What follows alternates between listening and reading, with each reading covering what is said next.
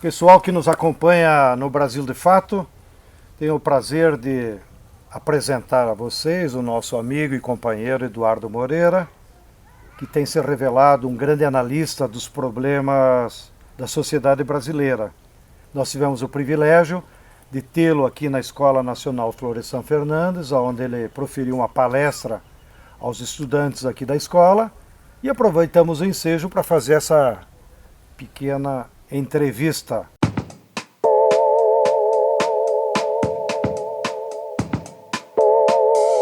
Eduardo, seja bem-vindo. Muito obrigado, encantado aqui com o que eu vi hoje. Então vamos de pronto ao tema. O Brasil vive uma grave crise econômica e, resultante dela, uma crise social, com os índices de desemprego, precarização do trabalho e tudo isso. Quem é o culpado por essa crise? O culpado dessa crise no Brasil é o fato da gente estar sentado num baú de tesouro com imensas riquezas. Poucos países no mundo têm tantas riquezas como o Brasil. A gente tem petróleo, a gente tem água potável, a gente tem vento no Brasil inteiro, a gente tem incidência de luz, a gente tem uma costa pesqueira, tem minério, tudo que você puder imaginar. Mas a chave desse baú no Brasil está na mão de pouquíssimas pessoas. Não existe, acho que nenhum país no mundo que tenha tanta concentração das terras, dos meios de produção, do capital tecnológico, como a gente tem aqui no Brasil. E aí essas pessoas, a iniciativa privada que concentra, esse grupo da iniciativa privada que concentra essa riqueza, ela usa esse poder que ela tem para tornar a nação inteira refém dela e de crise em crise ir negociando condições cada vez mais favoráveis para ela, para poder continuar exercendo esse poder que ela tem e mantendo essa desigualdade que só privilegia ela. Então o que a gente tem? A gente tem no Brasil uma crise enorme, onde a maior parte das pessoas sabe gerar riqueza, pode gerar riqueza, como a gente vê no MST, por exemplo, nos acampamentos e assentamentos, mas não tem como gerar essa riqueza, porque essas pessoas que são os donos dos meios de gerar riqueza, elas simplesmente não deixam, que é o desemprego que a gente tem. Aí elas chegam e colocam o país inteiro como refém e falam o seguinte: olha, já que o Estado não tem mais capacidade de investir, e é preciso investir sempre para gerar riqueza, e só eu tenho capacidade de investir, eu só invisto se você cumprir as minhas regras. Igual quando você tem um refém e você fala, aqui está minha lista de exigências. E aí ele começa falando o seguinte: olha, eu quero mais benefícios, eu quero pagar menos impostos, eu quero que uma das matérias-primas que eu tenho, que é a mão de obra, que é assim que ele trata a mão de obra que nem um tijolo, não tem uma vida humana ali, eu quero que ele tenha menos direitos, quero que ele custe mais barato, e aí quando tudo isso tiver cumprido, aí eu vou investir. E aí o que acontece? O Brasil vive esses voos de galinha, ele vive uma crise. Aí, quando a gente tem essa crise, a gente vira refém. Quando vira refém, a gente cria essas condições todas. Aí essa pessoa investe, essas poucas pessoas investem. A gente cresce um pouquinho, porque quando investe, cresce um pouquinho. O resultado desse crescimento vai todo para a mão deles. E aí, esse pessoal que trabalhou não tem mais condição de gerar riqueza. Aí a gente entra em outra crise. E a gente fica indo de crise para crise. Só para você ter um dado, isso é um dado do mundo, né? No Brasil o negócio é mais concentrado do que isso. Em 2017, de toda a riqueza que foi gerada no mundo, 82% ficou com 1% mais rico. E o metade mais pobre ficou com zero, João Pedro. Zero é nada. E esse 1% quem são? Esse 1% são os donos do capital financeiro, os bancos, principalmente os bancos. Vamos lembrar que a gente tem bancos, tem corretoras, tem seguradoras, tem vários grupos que são donos do capital financeiro. Você tem os donos do capital industrial, que cada vez perdem mais importância, porque o mundo está virando um mundo de serviços e um mundo de tecnologia, mas eles ainda têm importância em vários lugares do mundo. Você tem os donos do capital fundiário, que aí é muito um tema assim caro ao MST, né? Porque no Brasil você tem menos de 1% dos donos das terras, tendo mais de 50% das terras cultiváveis que você tem no Brasil. Então esses são esses donos dos meios que colocam o país inteiro de joelhos como refém. Muito bem. Agora, diante desse cenário da crise econômica que está aí, todo mundo sentindo na carne, pelo menos os trabalhadores, o novo governo, o governo Bolsonaro, eleito das formas que nós todos sabemos, com fake news, manipulando a opinião pública, tem apresentado que a solução para a crise é privatizar as estatais, retirar direito dos trabalhadores e privatizar a Previdência. Você acha que esse plano do governo vai tirar a economia brasileira da crise? Tem a menor chance. Novamente, a gente pode viver um voo de galinha, porque aí esses poucos que detêm o capital no Brasil, eles vão se aproveitar dessa condição para investir um pouquinho e vai dar aquela falsa impressão, se tudo der certo, vai dar aquela falsa impressão de que começou a crescer, mas já é um movimento natimorto, que já começa para dar errado, né?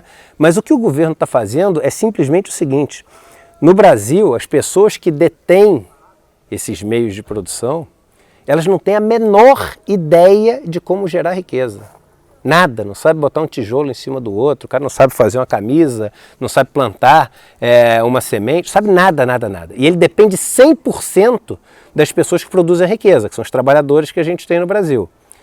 Isso dá para ele uma força muito grande de fazer essa chantagem que a gente está falando, mas ao mesmo tempo põe ele numa situação de muita fragilidade, porque se esse trabalhador consegue se associar, consegue se unir e fala para ele o seguinte: olha só, meu amigo, da gente você não tira mais nada, agora se vira sozinho. Ele não é ninguém, ele não é nada, ele desmonta em um dia. Então o que esse governo está fazendo é só o seguinte: proteger essa classe, aprofundando essa dependência e criando uma barreira entre os que não têm os meios de produção e os meios de produção. E como é que você cria essa barreira? Primeiro, não deixando eles se associarem. Segundo, mantendo a taxa de juros na ponta, que é aquela do empréstimo, alta. Porque a pessoa que é a trabalhadora, que sabe como fazer as coisas, o consumidor, ele não tem a condição de pegar um dinheiro emprestado para comprar o meio de produção, gerar a riqueza numa taxa de retorno maior do que ela tem que pagar de juros. Porque se ela conseguir fazer isso, ela inverte a situação. Então por isso que os juros é tão alto no Brasil. E as outras medidas todas, a reforma da Previdência também, o que você está fazendo?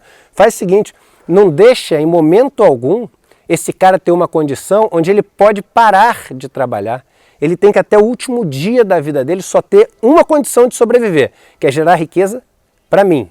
Mas calma aí, cara, mas no final, se ele tiver que fazer isso, o cara ele vai estar assim, literalmente se matando no trabalho. Não tem problema, ele é um número de planilha. Esse governo mostra como ele trata as pessoas como um número de planilha. Um governo faz uma reforma da Previdência falando o seguinte: nós temos que economizar 1 trilhão. Eu não abro mão do 1 trilhão. Então ele tá assim, admitindo que ele está lidando com vidas como se fosse uma planilha. Mas aí você fala, mas esses 100 bilhões a mais aqui, isso aqui são 500 mil vidas que você está matando. Eu quero meu 1 trilhão. Então, assim, é um governo que aprofunda essa dependência e que trata nós como seres econômicos de planilhas de Excel. Mas não somos seres econômicos, somos seres humanos. Muito bem. Agora, no tema da Previdência, o governo tem dito que sem fazer a reforma da Previdência não sai da crise. Explica para nós aí por que isso é uma falácia. Sem a reforma trabalhista a gente não ia criar emprego também, né? Falavam isso também. E a gente ia gerar quanto? 6 milhões de empregos com a reforma trabalhista. Houve a reforma trabalhista e nós estamos com 13 milhões de desempregados. E ainda um detalhe, que isso não vem nas estatísticas que são divulgadas. Tem muito emprego que foi perdido e depois criado de novo com um valor muito mais baixo.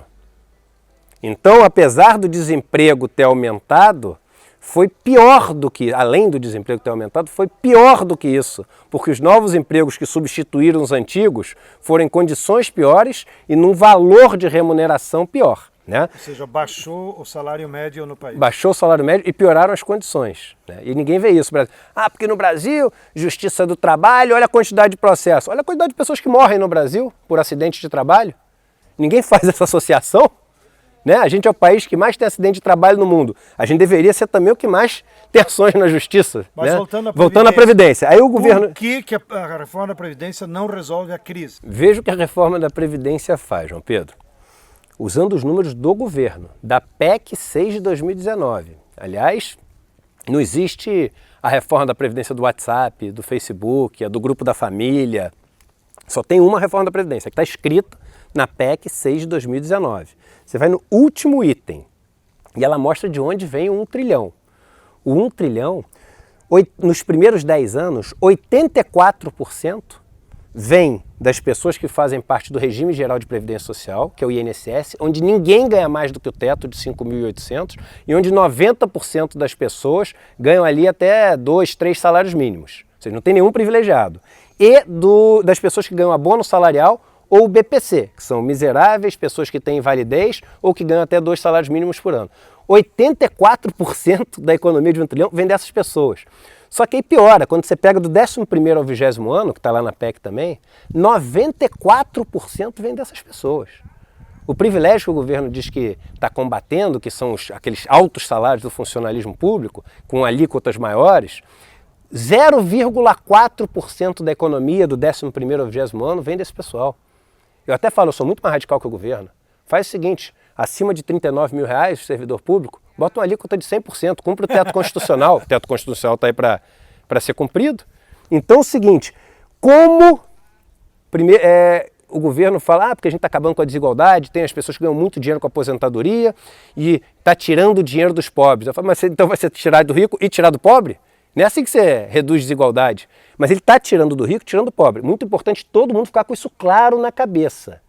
Não tem uma pessoa sequer que tenha uma condição melhor depois da reforma do que antes. Não tem rico, classe média, pobre. Todo mundo está pior com a reforma depois do que antes.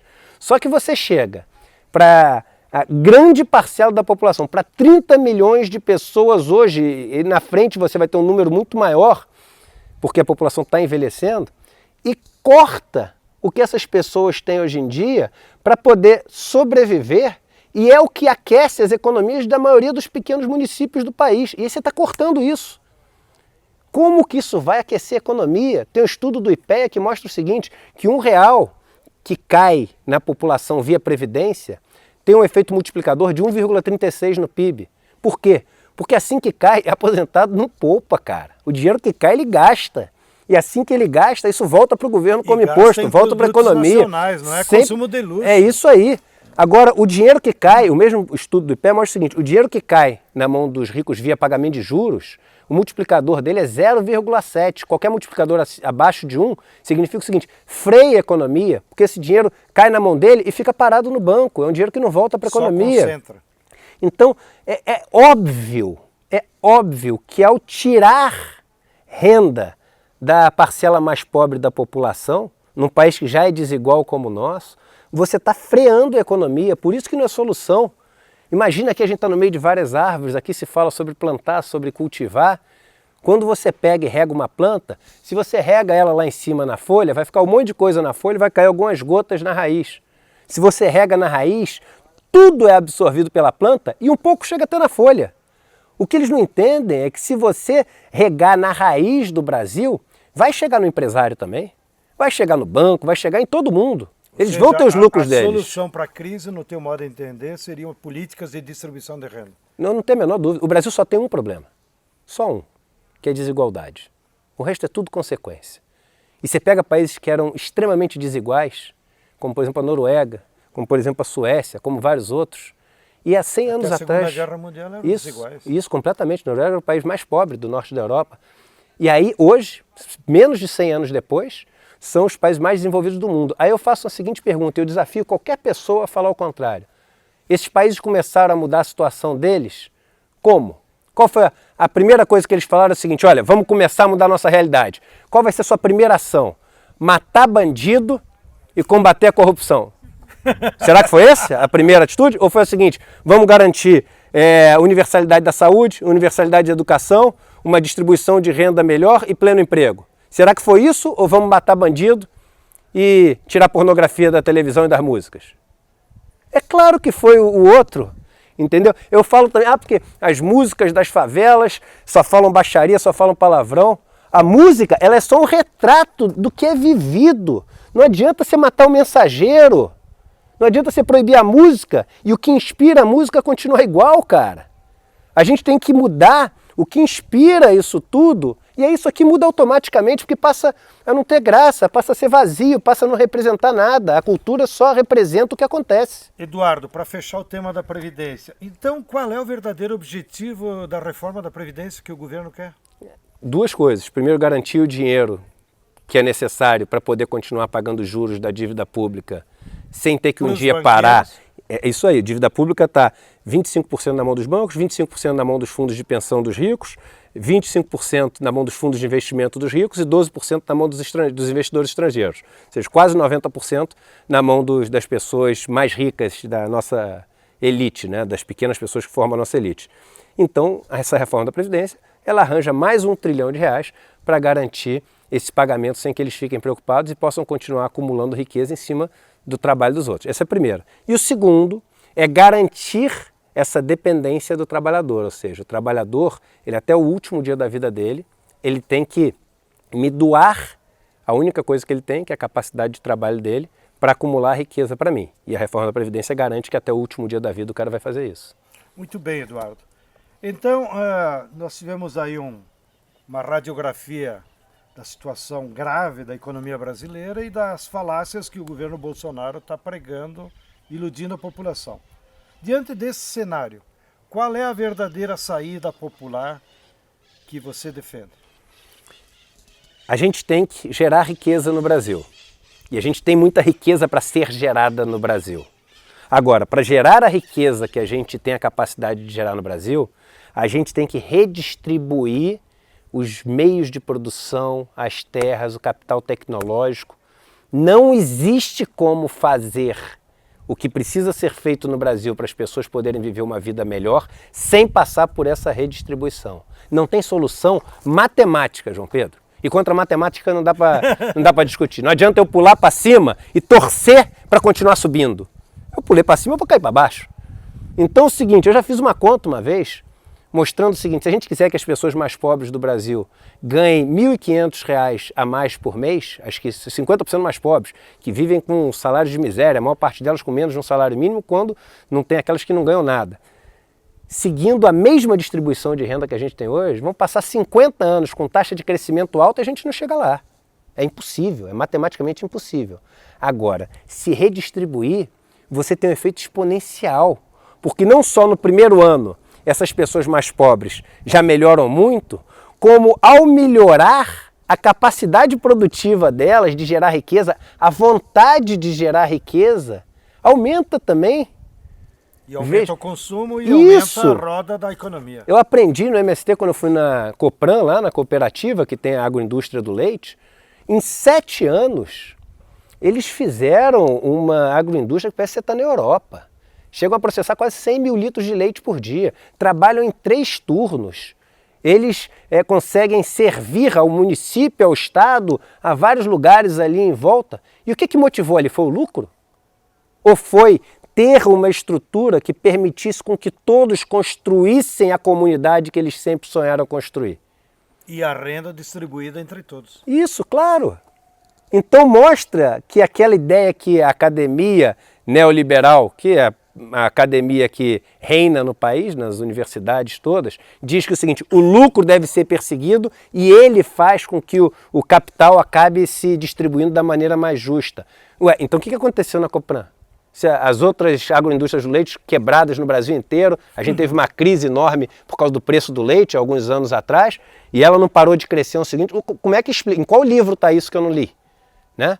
Então, se a gente distribuir a riqueza no Brasil e o acesso a esse capital, capital fundiário, capital tecnológico, capital intelectual, capital industrial, capital financeiro, a gente vira da água para o vinho em menos de 20 anos. A gente em 20 anos vai virar uma potência que ninguém vai entender o que aconteceu nesse país. Muito bem. Bem, para encerrar a nossa conversa, que estava muito boa aqui, uma perguntinha que tem tudo a ver com as próximas semanas, que está marcada aí uma greve dos estudantes e professores da área da educação, porque o governo cortou 30%. O que você acha que tem por trás dessas medidas do governo de querer cortar recursos da educação? Essa semana eu comentei com os companheiros numa palestra e botei até no meu Twitter lá. O orçamento das 67 universidades federais do Brasil é 7 bilhões esse ano. Merreca. No mesmo dia eu li no jornal que a Shell, uma multinacional de origem britânica, vai investir no Brasil esse ano em gás, biocombustível e mais não sei o quê, 8 bilhões. Ou seja, uma empresa estrangeira está investindo mais recursos para o seu lucro do que o Estado brasileiro no ensino público federal. Quanto que é o perdão da dívida que o Bolsonaro quer dar para os agricultores? 70 bilhões do Fundo Rural. Só para eu poder me lembrar, que às vezes eu esqueço esses números. O ponto é o seguinte, o problema é a balbúrdia. Qual balbúrdia? Você se lembra do protesto na Tiananmen Square, na China, na Praça lá Chinesa, que teve, para poder reclamar do regime autoritário comunista que tinha lá? Você se lembra da Revolução do Veludo, na Tchecoslováquia, que teve dos estudantes? Se lembra da Sociedade Rosa Branca, na Alemanha, em 1942, que teve da Universidade de Munique contra o regime nazista? Se lembra da revolta de Soweto, na África do Sul, contra o apartheid? Se lembra da revolta em Ohio, da Kent State University, contra a Guerra do Vietnã? Se lembra da Revolução dos Guarda-Chuvas em Hong Kong, em 2014, para ter as eleições democráticas lá? O que todas elas têm em comum? Todas elas começaram onde? Nas universidades, com os alunos, com os grupos que têm tudo. Porque qual o grande problema da universidade? Eles têm tempo, eles têm disposição e têm conhecimento. É a única fase na vida que você tem os três ao mesmo tempo. Quando você fica mais velho, você tem até tempo, você tem conhecimento, mas você não tem mais disposição. Quando você é mais novo, bem novinho, você não tem o conhecimento. Ali é quando você pode mudar o mundo. Então é o seguinte, já que o mundo que a gente está querendo é um mundo tão esdrúxulo, tão assim, visivelmente injusto, a gente tem que atacar aqueles caras que são os primeiros a levantar a bandeira e falar, olha esse absurdo, vamos lutar contra. Essa é a balbúrdia que eles têm medo. Muito bem. Estamos aqui com o Eduardo Moreira, que agora se revelou ser um líder estudantil em defesa da nossa educação. Quero agradecer a atenção de todos, acompanhem sempre, fiquem ligados no Brasil de Fato, que a cada pouquinho vai aparecer uma entrevista muito importante com pessoas sábias como o nosso querido Eduardo Moreira. Muito obrigado, Eduardo. Obrigado, meu irmão. E até a próxima para vocês. Tchau, tchau.